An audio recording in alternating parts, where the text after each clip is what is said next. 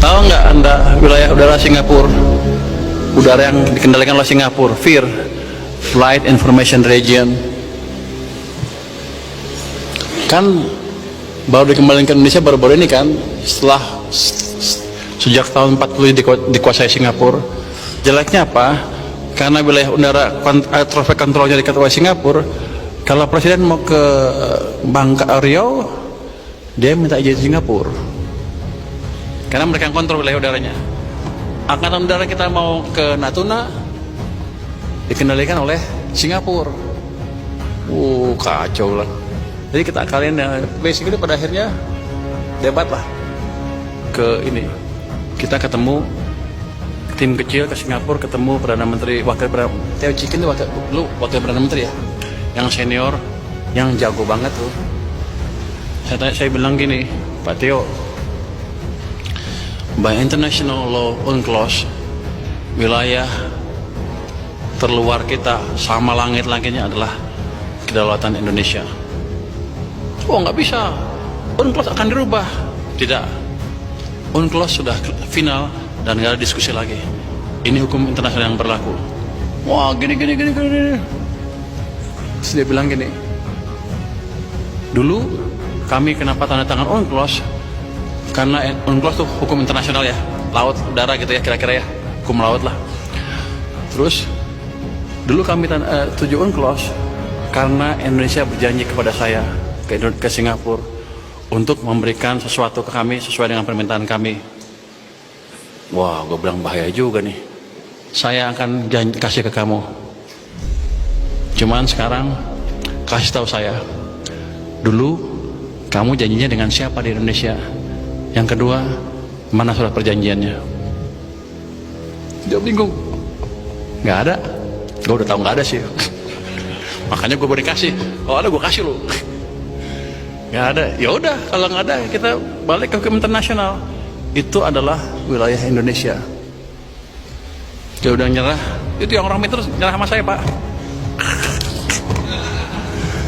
Oke, kami mengakui itu adalah sovereignty Indonesia. Oke, kalau gitu. Tapi kami minta kebutuhan kami diperhatikan. Oke?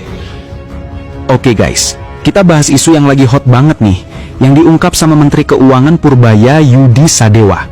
Look, ini bukan cuma drama rebutan remote TV sama tetangga sebelah, ini soal langit kita loh. Purbaya cerita, waktu deal pengembalian Flight Information Region, FIR, Natuna Riau, ada wakil Perdana Menteri senior Singapura yang ngotot bilang, kami setuju kasih FIR karena Indonesia berjanji memberikan sesuatu sesuai permintaan kami. Jujur aja bro, dengar kalimat itu, rasanya kayak dikasih tahu kalau selama ini kita dikerjain. Fakta yang bikin kuping panas.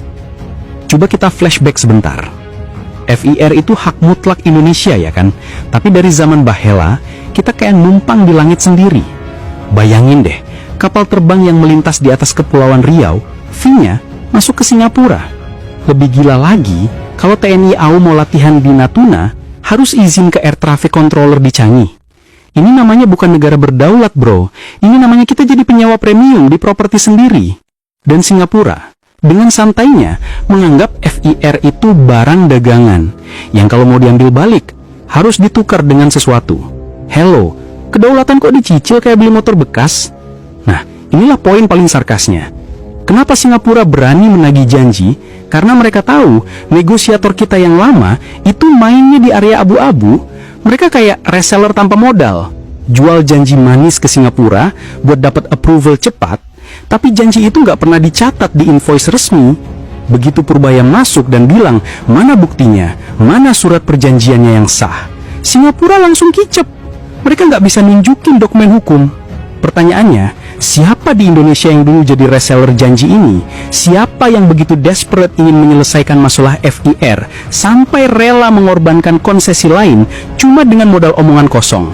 Mereka yang begini bro, adalah birokrat yang kerjanya bukan untuk negara, tapi cuma untuk lip service dan jabatan. Kemenangan Purbaya ini memang patut kita akui. Dia berhasil memenangkan pertarungan di level hukum. Legal battle won lah. Tapi kita harus lebih cerdas bro.